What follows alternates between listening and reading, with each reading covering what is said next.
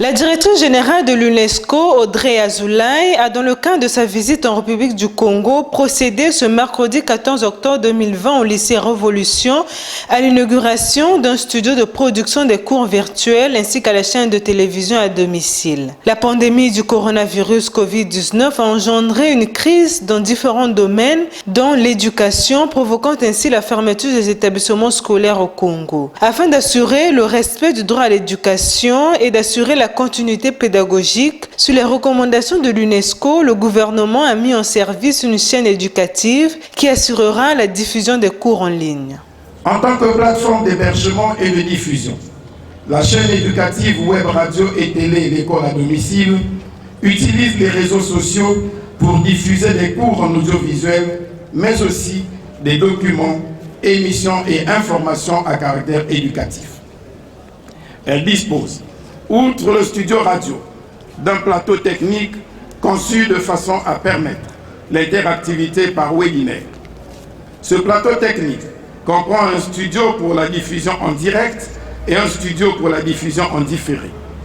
Ce dernier sert également de studio de simulation et d'enregistrement de cours ou de spectacles. Les deux studios sont équipés d'un matériel haut de gamme Blackmagic avec 7 caméras, dont 4 pour le studio du direct et 3 pour le studio d'enregistrement. Une régie numérique moderne reliée aux deux studios et à la salle de conférence. L'inauguration de cette chaîne éducative par vous, Madame la Directrice Générale, est pour nous un acte de reconnaissance qui annonce la renaissance et le renouveau de notre système éducatif. Elle rappelle la place que devra désormais occuper l'éducation non formelle dans le système scolaire au regard de l'objectif de développement durable numéro 4 et de l'agenda 2030 pour l'éducation. La directrice générale de l'UNESCO a salué le gouvernement dans l'innovation face à cette crise. Et aussi satisfaite de voir dans quelles conditions la rentrée se fait ici à Brazzaville. Tout le monde a beaucoup souffert pendant la fermeture des écoles. Il était très important de pouvoir, dans les meilleures conditions sanitaires possibles, réouvrir les écoles, permettre aux enfants d'apprendre de nouveau.